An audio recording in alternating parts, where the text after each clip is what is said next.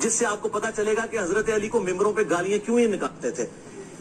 اگلے دن میرے والد صاحب بھی مجھ سے پوچھ رہے تھے کہ جی یہ گالیاں کیوں نکالتے تھے, کیا ملتا تھا؟ سوال تو بڑا زبردست ہے. اتنے سال تک گالیاں نکالتے رہے, ان کو ملتا کیا تھا حضرت علی کو گالیاں نکال کے؟ Brain washing. ناظرین السلام علیکم. آپ نے حضرت کی بات سنی. یہ کہتے ہیں کہ جی حضرت امیر معاویہ رضی اللہ عنہ کے زمانے میں ممبروں پہ ان کے دور اقتدار میں حضرت علی رضی اللہ عنہ کو گالیاں دی جاتی تھی. دیکھیں اس کے لیے انہوں نے کچھ روایات اپنے کتابچے میں بیان کی, واقعہ کربلا کا حقیقی پس منظر. ٹھیک ہے, ان روایات میں اتھینٹک ترین روایت جو ہے وہ صحیح مسلم کی روایت ہے. صحیح مسلم کی روایت میں کیا الفاظ ہیں دیکھیں. صحیح مسلم کی روایت میں یہ الفاظ ہیں کہ امیر معاویہ نے جو ہے وہ امیر بنایا حضرت معاویہ نے حضرت سعد کو. Muawiya bin Abi Sufyan appointed Saad as the governor, ان کو گورنر بنایا. ٹھیک ہے, حجاز کا گورنر بنایا. اور پھر ان سے پوچھا کہ ما منع کا ان تسب ابا التراب, کہ آپ کو کس چیز نے منع کیا کہ آپ ابو تراب کو سب و شتم نہیں کرتے. یہ لفظ اہم ہے, سب و شتم نہیں کرتے, اس کو آپ نے پکڑ لینا. ٹھیک ہے, اب یہ کیا ترجمہ کر رہے ہیں اس حدیث کا, صحیح مسلم کی روایت کا. یہ کہہ رہے ہیں جی حضرت معاویہ نے سعد بن ابی وقاص کو حکم دیا, حالانکہ حکم نہیں دیا تھا. یہ تاثر دے رہے ہیں کہ گالی دینے کا حکم دیا. اور پھر آگے کیا کہہ رہے ہیں کہ جی انہوں نے صاف انکار کر دیا. یہ بریکٹ میں کیا کر رہے ہیں, اضافہ کر رہے ہیں. نیچے لکھ رہے ہیں, ہیڈر چل رہا ہے صرف قرآن اور صحیح الاسناد احادیث, اور یہاں کیا کر رہے ہیں, بریکٹوں میں اضافے کر رہے ہیں حدیث کے ترجموں میں, کیونکہ حدیث کا ترجمہ صرف کفایت نہیں کر رہا. جو معنی یہ قاری کے ریڈر کے ذہن میں ڈالنا چاہتے ہیں وہ صرف حدیث کے ترجمے سے نہیں ڈل سکتا. اس کے لیے انہیں جو ہے وہ اضافے لگانے پڑتے ہیں, بریکٹیں لگانی پڑتی ہیں, ایڈیشنز کرنی پڑتی ہیں حدیث کے ترجموں میں, بلکہ ان کی تحریف بھی کرنی پڑتی ہے.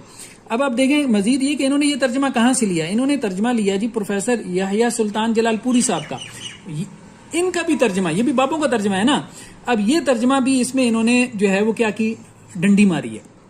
یہاں ترجمہ دیکھیں جو ہے وہ مولانا عبدالعزیز علوی صاحب کا, کیا ہے کہ حضرت معاویہ نے حضرت سعد کو کیا کیا, امیر مقرر کیا. اور ساتھ میں کیا ہے کہ ساتھ میں کہا کہ ابو تراب کو خطا کار قرار دینے سے کون سی چیز روکتی ہے.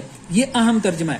اور یہ کیا ترجمہ کر رہے ہیں کہ گالی دینے سے تمہیں کس چیز نے روک رکھا ہے. حضرت امیر معاویہ نے حضرت سعد سے کہا کہ تمہیں حضرت علی کو گالی دینے سے کس چیز نے روک رکھا ہے. یہ سب و شتم کا ترجمہ کر رہے ہیں گالی دینا. یہ لفظ اہم ہے. ٹھیک ہے, الفاظ کے ہیں ان تسبہ, کہ تم سب و شتم کرو. اس لفظ کے کیا معنی ہیں. ٹھیک ہے, یہ اب دیکھیں, یہ ایک اور حدیث سے آپ دیکھیں, حدیثوں سے واضح ہوگا نا کہ سب و شتم کے کیا معنی ہیں. حضرت امیر المومنین حضرت عمر رضی اللہ عنہ کے پاس جو ہے وہ حضرت عباس اور حضرت علی ہے, دونوں چچا بھتیجے ہیں رضی اللہ عنہما, اہل بیت میں سے ہیں. ان کا جھگڑا ہو گیا زمین کے کسی ٹکڑے کے مسئلے پہ. ٹھیک ہے, تو حضرت عباس نے کہا کہ اے عمر, آپ میرے اور ان کے درمیان, بلکہ ان کو ظالم بھی کہا حضرت علی کو, ان کے درمیان آپ فیصلہ کر دیں. استبا, پھر الفاظ کیا ہیں, استبا, یہ وہی مادہ ہے, روٹ ورڈ اس کا وہی ہے, باب افتعال سے, بلکہ یہ ہوتا ہے زیادہ اہتمام سے جو ہے وہ سب و شتم کرنا. باب افتعال کا یہ خاص ہے. تو دونوں نے ایک دوسرے کو سب و شتم کیا. ٹھیک ہے, اہتمام کے ساتھ جو ہے وہ سب و شتم کیا. اب یہاں پہ بھی آپ اس کا معنی گالی کریں نا, آپ کبھی بھی نہیں کریں گے کہ حضرت علی نے حضرت عباس کو گالیاں دی اور حضرت عباس نے حضرت علی کو گالیاں دی. ٹھیک ہے, اس کے بعد دیکھیں اللہ کے رسول صلی اللہ علیہ وسلم نے یہ بات کہی ہے, صحیح مسلم کی روایت, یہ کل بھی گزری تھی. آپ صلی اللہ علیہ وسلم نے فرمایا کہ جس مسلمان کو بھی میں سب و شتم کروں, یہ سبب تو کے الفاظ ہیں. اب اللہ کے رسول کیا گالیاں دیتے تھے. دیکھیں سب و شتم کا یہ معنی ہی انہوں نے غلط کیا, گالی. اور اس سے جو ہے وہ جو پنجابی کی گالیاں انسان کے ذہن میں آتی ہیں تو انسان جو ہے وہ حیران رہ جاتا ہے کہ حضرت امیر معاویہ کیا کرتے تھے. تو یہ ترجمہ جو ہے وہ بالکل غلط انہوں نے کیا ہے سب و شتم کا. ایک تو انہوں نے ترجمے میں جو ہے وہ تعریف کی ہے کہ حضرت امیر معاویہ نے حضرت سعد کو جو ہے وہ گورنر بنایا تھا. انہوں نے کہا کہ جی نہیں, گورنر نہیں بنایا, حکم دیا گالی دینے کا. دوسرا بریکٹس میں اضافہ کیا. تیسرا یہ کہ سب و شتم کا معنی جو ہے وہ گالی کرنا کیا ہے, حالانکہ سب و شتم کا معنی صحیح حدیث کی روشنی میں جو ہے وہ گالی نہیں بنتا. اگر یہ گالی بنتا ہے تو پھر معاذ اللہ رسول اللہ صلی اللہ علیہ وسلم بھی گالیاں دیتے تھے, پھر معاذ اللہ حضرت عباس اور حضرت علی بھی ایک دوسرے کو جو ہے وہ گالیاں دیتے تھے.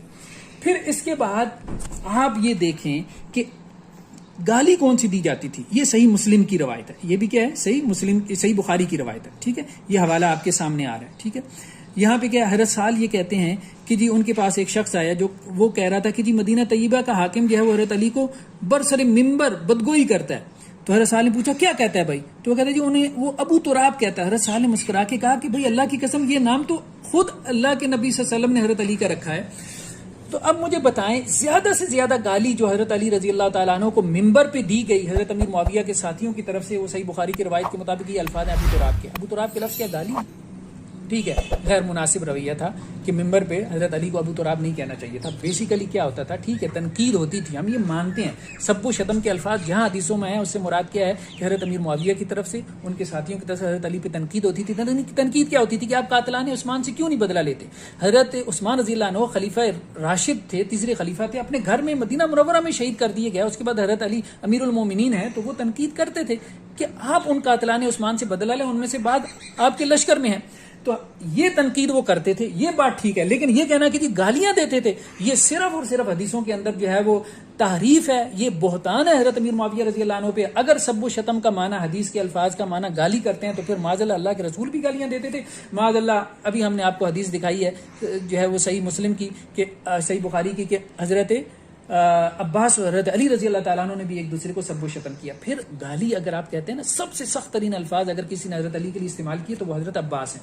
یہ آپ حدیث دکھائیں گی, یہ صحیح مسلم کی روایت ہے کہ جب یہ حضرت علی اور حضرت عباس جو ہیں وہ آئے اللہ کے رسول صلی اللہ علیہ وسلم کے پاس, جب یہ حضرت عمر رضی اللہ تعالیٰ عنہ کے پاس آئے ہیں اپنا فیصلہ کروانے کے لیے, تو حضرت عباس نے کیا کہا کہ میرے اور اس کے درمیان, علی کے درمیان فیصلہ کریں جو کہ جھوٹا ہے, گناہ گار ہے, خائن ہے اور عہد شکن ہے. امیر المومنین میرے اور اس جھوٹے گناہ گار, عہد شکن اور خائن کے درمیان فیصلہ کرتے. اب مجھے بتائیں کہ ان چیزوں کو ہم جو ہے وہ ممبروں پہ بیان کریں. یہ ہمیں کہتے ہیں کہ جی اہل سنت جو ہے یہ حدیثیں کیوں نہیں ممبروں پہ بناتے, سناتے اپنے عوام الناس کو, اس پہ جو ہے جمعے کیوں نہیں پڑھاتے. اور بھائی اہل سنت تو یہ اہل بیت کے جو اختلافات ہیں نا ان کو بھی نہیں اچھالتے. اہل بیت کے حوالے سے جو صحیح حدیثوں میں آ گیا نا ان پہ بھی جمعے نہیں پڑھاتے. مطلب مرزا صاحب آپ کی مثال اس بے وقوف جو ہے وہ اسٹوپڈ مولوی کسی ہے کہ جو ایک جمعہ پڑھاتا ہے وہ آسا آدم اور ربہ فغوا, آدم نے جو ہے اپنے رب کی جو ہے وہ نافرمانی کی اور پھر ان کو زمین پہ بھیج دیا. دوسرا جمعہ اس نے پڑھا دیا وظنون ذهب مغاضبا, حضرت یونس علیہ السلام جو ہے وہ بپر کے غصے میں آ کے اللہ کی مرضی کے بغیر اپنی قوم کو چھوڑ کے چلے گئے. تیسرا جمعہ اس نے پڑھا دیا موسیٰ علیہ السلام پہ فوقذا موسیٰ فقدار, اور موسیٰ نے مکہ مارا, اگلے قبطی کو قتل کر دیا اور کہا کہ جی یہ شیطانی کام ہے. چوتھا جمعہ پڑھا عبس وتولی, اللہ کے رسول نے جو ہے وہ منہ پھیر لیا اور تیوری چڑھا لی. ابن ام مکتوم کو جو ہے وہ آپ صلی اللہ علیہ وسلم نے جو ہے وہ انٹرٹین نہیں کیا. مطلب اس سے کیا ثابت ہوگا, لوگ کیا کریں گے قرآن میں سے اگر یہی سنیں گے تو صحیح ہے. آپ یہ کہتے ہیں صحیح مسلم میں امام مسلم نے کہا ہے کہ جی صحیح مسلم میں نے عوام الناس کے لیے لکھی ہے, ٹھیک ہے امام مسلم نے کہا, لیکن انہوں نے پوری صحیح مسلم لکھی ہے نا, صرف یہ حدیثیں تو نہیں لکھی. پوری صحیح مسلم وہ پڑھیں گے, صحابہ کے مناقب پڑھیں گے, کتاب الرقاق پڑھیں گے, کتاب الایمان, کتاب العلم پڑھیں گے, تو پھر ایسی دو چار حدیثیں آ جائیں گی تو ان کا ذہن نہیں پھرے گا. لیکن جب آپ انہیں دو چار حدیثیں یہی سنائیں گے اور وہ یہی سنیں گے تو پھر صحابہ کو وہ لوگ گالیاں دیں گے جیسا کہ وہ گالیاں دے رہے ہیں. تو آپ سے اصل میں غلطی یہ ہوئی ہے. پھر جو ہے اب ہماری پچھلی ویڈیو پہ جو ہے ان کے ایک بلائنڈ فالوور نے, میں ان کو بلائنڈ فالوور اسی لیے کہتا ہوں کہ یہ لوگ جو ہے وہ بلائنڈ فالوئنگ کرتے ہیں. یہ کہتے ہیں کہ جی حضرت جو ہے وہ امام ترمذی نے یہ بات کہی ہے کہ یہ حدیث حسن ہے, تو آپ کہہ رہے ہیں یہ حدیث صحیح ہے, حالانکہ علامہ البانی نے اس کو صحیح کہا ہے. تو وہ کہتے ہیں جی امام ترمذی نے کہا یہ غریب ہے. حالانکہ ان بیوقوفوں کو یہ نہیں پتا, یہ غریب حدیث سمجھ بیٹھے ہیں کہ جی یہ ضعیف ہوتی ہے. صحیح بخاری کی پہلی روایت غریب ہے. غریب اس حدیث کو کہتے ہیں جس کی سند میں ایک راوی ہو, ٹھیک ہے. تو حدیث غریب جو ہے وہ صحیح روایت ہوتی ہے. اسی طرح جو ہے علامہ البانی نے جو اس کو صحیح کہا ہے تو اس کا مطلب یہ نہیں کہ دونوں کے بیانات میں تضادات ہے. امام ترمذی کہہ رہے ہیں یہ اس سند سے یہ روایت حسن ہے, لیکن دوسری سندوں سے بھی یہ روایت دیکھیں تو یہ روایت صحیح بن جاتی ہے, جیسا کہ نیچے پوری تحقیق موجود ہے علامہ البانی کی, ٹھیک ہے. پھر آپ ایک اور روایت دیکھیں صحیح ابن حبان کی. امام جو ہے علامہ البانی نے اس کو کیا کہا, صحیح لغیری ہے کہ اللہ کے رسول نے کہا کہ اللہ معاویہ کو کتاب اور حساب کا علم سکھائے اور اللہ تعالیٰ معاویہ کو عذاب سے بچائے. پھر یہ کہتے ہیں کہ جی آپ یہ کہتے ہیں کہ جی قرآن مجید میں ہے کہ اللہ تعالیٰ نے ان سے وعدہ کر رکھا ہے حسنہ کا, اور آپ نے حسنہ کا ترجمہ جو ہے وہ کیا کیا, جنت کیا. یہ حسنہ کا ترجمہ آپ نے جنت کیسے کر دیا بھائی؟ یہ افعل تفضیل کا صیغہ ہے, تفضیل الکل اس کو کہتے ہیں, سپرلیٹو ڈگری ہے. عربی کے الف بھی آپ کو آتی نہیں ہے تو اس کا مطلب کیا ہے, سب سے بہترین بھلائی. سب سے بہترین بھلائی کیا ہو سکتی ہے جو اللہ تعالیٰ نے صحابہ کو دی ہے, ٹھیک ہے, وہ سب سے بہترین بھلائی جو ہے وہ جنت ہے. جیسے احمد رضا خان نے اس کا صحیح ترجمہ کیا یہاں پہ کہ جنت کا اللہ تعالیٰ نے جو ہے وہ ان سے وعدہ فرمایا. تو اب آپ دیکھیں یہ بعد میں کیا کہہ رہے ہیں, مطلب یہ میرے فیس بک پیج کے اوپر یہ لوگ آ رہے ہیں, کاپی پیسٹ کیے جا رہے ہیں کہ جی سر ہمارے خیال میں آپ کے ہیں, آپ ناسبی ہیں, یہ اویس خالد کہہ رہا ہے, یہ اسرار اوان کہہ رہا ہے, ٹھیک ہے. اس کے بعد آپ دیکھتے چلے جائیں, ٹھیک ہے, مطلب اس کے بعد آپ کاپی پیسٹ کی جائے. میرے خیال میں آپ جو ہے وہ ناسبیت کا شکار ہو چکے ہیں. منیب چودھری, ٹھیک ہے, عائرہ جو ہے وہ امیمہ, مطلب انہوں نے جیسے بیٹیں کر رکھی ہوتی ہیں کسی جگہ پہ پرندوں نے, تو یہ کاپی پیسٹ, مطلب یہ کمنٹ بھی نہیں کر سکتے. ٹھیک ہے, اللہ کے رسول صلی اللہ علیہ وسلم نے ایسی لوگوں کے بارے میں کہا کہ جب علماء باقی نہیں رہ جائیں گے نا تو پھر لوگ جاہلوں کو جو ہے وہ اپنا سردار بنا لیں گے اور ان سے فتوے پوچھیں گے, وہ بغیر علم کے فتوے دیں گے, خود بھی گمراہ ہوں گے بعد میں. اب علماء, ظاہری بات ہے کہ سوشل میڈیا کے اوپر علماء تو باقی نہیں رہ گئے, تو اب ایسی بیوقوف قسم کے اسٹوپڈ قسم کے لوگ جو ہے وہ باقی رہ گئے ہیں. تو مرزا صاحب, میری آپ کو گزارش یہ ہے کہ آپ یہ جو سمجھتے ہیں نا کہ آپ کے یوٹیوب چینل پہ 1.17 جو ہے وہ ملین سبسکرائبر ہیں, 11,70,000. لیکن بات یہ یوٹیوبر جو ہے وہ کسی اسمارٹ فون کا یوٹیوب چینل آپ دیکھ لیں, وہاں پہ ملین میں سبسکرائبر ہیں. اسی طرح جو ہے وہ یہ جو نرسری رائمز والے ہوتے ہیں ان کے ملین میں سبسکرائبر ہیں. کوئی پرینک جو یہ کامیڈین موویز بناتے ہیں ان کے جو ہے وہ ملین میں سبسکرائبر ہیں. بات یہ ہے کہ یہ سارے انٹرٹینمنٹ والے لوگ ہیں. لوگ آپ کے چینل کو سبسکرائب اس لیے نہیں کرتے کہ وہ آپ سے دین سیکھنا چاہتے ہیں, وہ یہ سمجھتے ہیں کہ آپ کے چینل کو سبسکرائب کر کے انہیں ایک اچھا جوکر مل جاتا ہے جس کا شو وہ دیکھنا چاہتے ہیں انٹرٹینمنٹ کے لیے, مطلب ایک کامیڈی کے طور پہ. تو آپ یہ مت سمجھیں کہ جی آپ کوئی دین کی خدمت کریں. کتاب و سنت کے نام پہ آپ نے لوگوں میں کیسی جہالتیں پیدا کر دی ہیں, کیسی جہالتیں جو ہے وہ آپ نے لوگوں کے اندر جو ہے وہ بھر دی ہیں. مطلب لڈن جعفری جیسے لوگوں کو جو ہے وہ انسان بھول جائے, عامر لیاقت جیسے لوگوں کو جو ہے وہ انسان بھول جائے.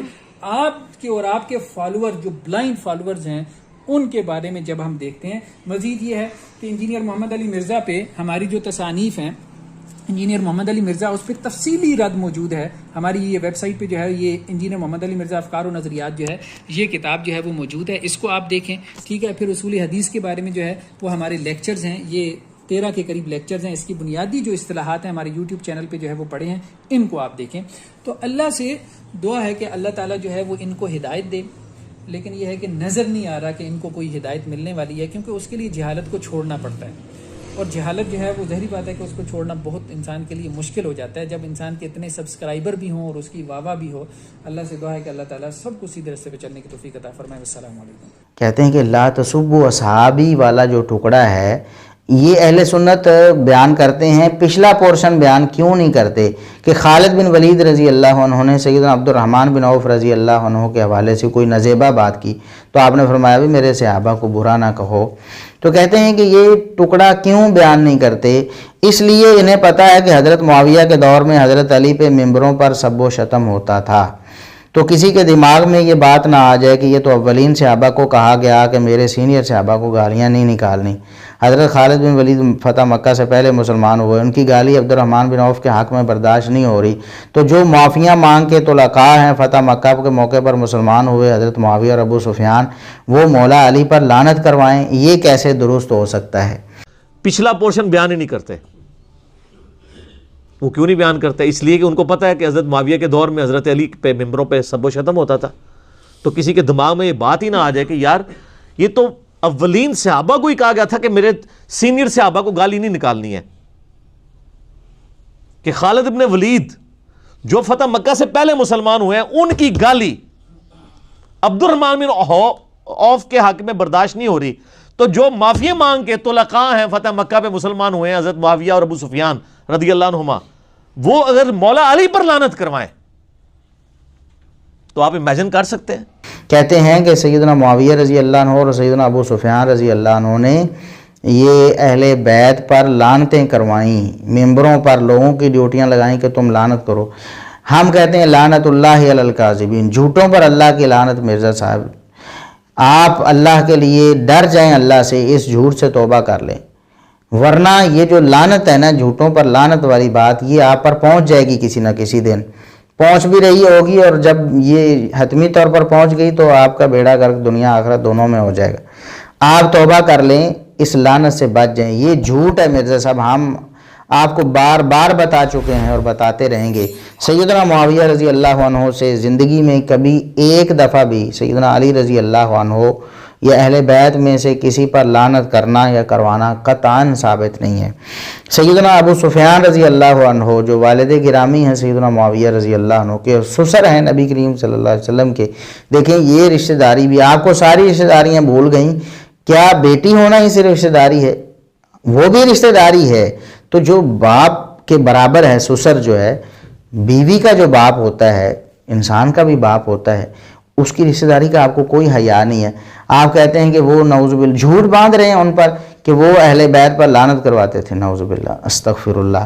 مرزا صاحب قیامت تک آپ کے لیے مہلت ہے، اللہ آپ کو قیامت تک زندگی دے اگر، تو آپ قیامت تک آپ کے لیے چیلنج ہے کہ آپ ایک صحیح روایت ایسی لے کر آئیں کہ سیدنا معاویہ رضی اللہ عنہ نے یا سیدنا ابو سفیان رضی اللہ عنہ نے اہل بیت پر لعنت کروائی ہو یا کی ہو، اور یا پھر مرنے سے پہلے اللہ آپ کو توبہ کی توفیق دے دے، یا مرنے تک جب تک آپ زندہ ہیں آپ یہ دلیل پیش کریں، لیکن آپ پیش نہیں کر سکیں گے۔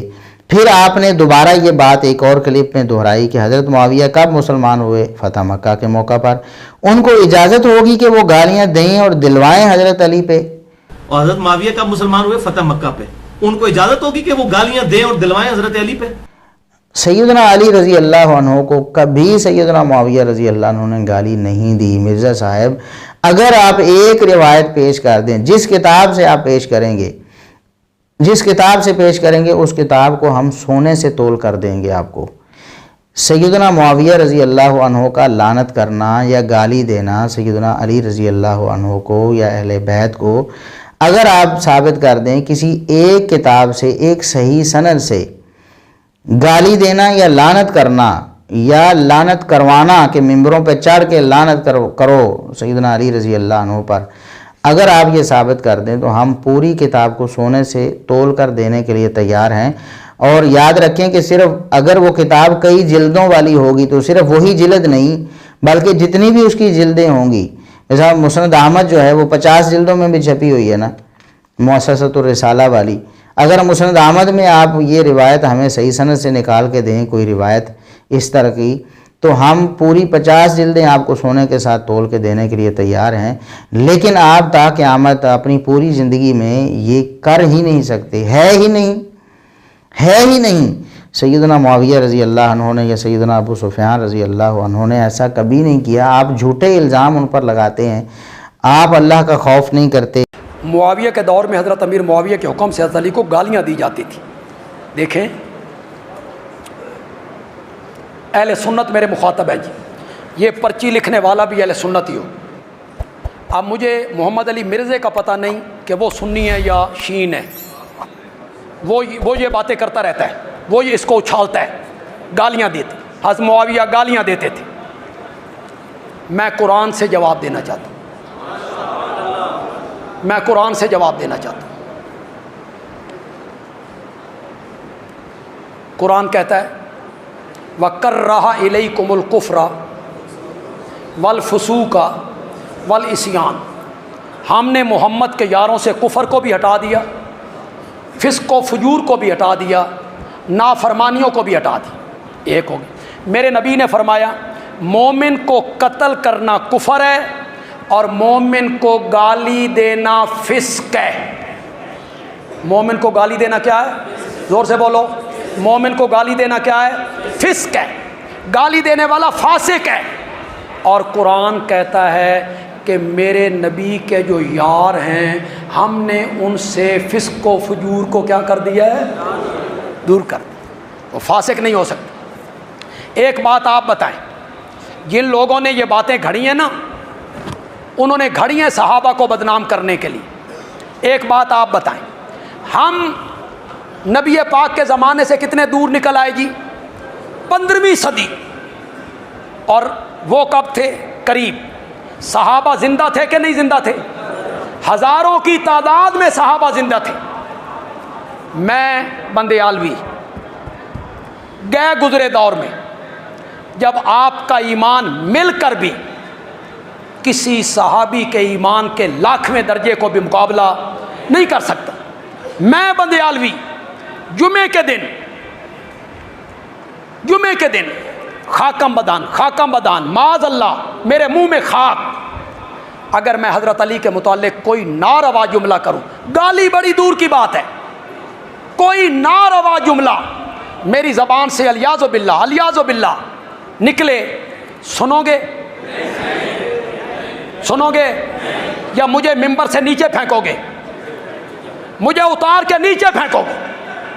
تو کون ہوتا ہے حضرت علی کے متعلق یہ جملہ کہنے والا؟ اس کا مطلب یہ ہوا اس زمانے کے جو صحابہ تھے ان کا ایمان آپ کے ایمان کے برابر بھی نہیں تھا۔ खतीब गालियाँ निकालता रहता था और वो चुप करके गालियाँ सुना कर। सब का मैना गाली होता है, लोगों को खराब करते रहते हो। सब का मैना गाली नहीं होता, सब का मैना होता है किसी पे तनकीद करना, उसके रवैये पे तनकीद करना, वह सब का लफ्ज़ है।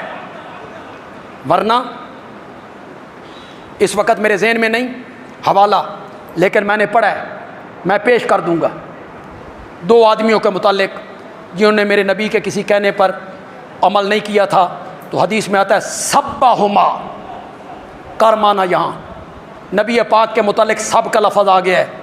कोई बंदा ये माना कर सकता है कि नबी पाक ने माज़ अल्लाह उन दोनों को गाली दी थी? सब का मैना हर जगह गाली होता है? गाली नहीं होता हर जगह सब का मैना। नारवा रवैये पर, किसी के रवैये पर क्या करना? तनकीद कर। ये सब झूठी रिवायतें हैं।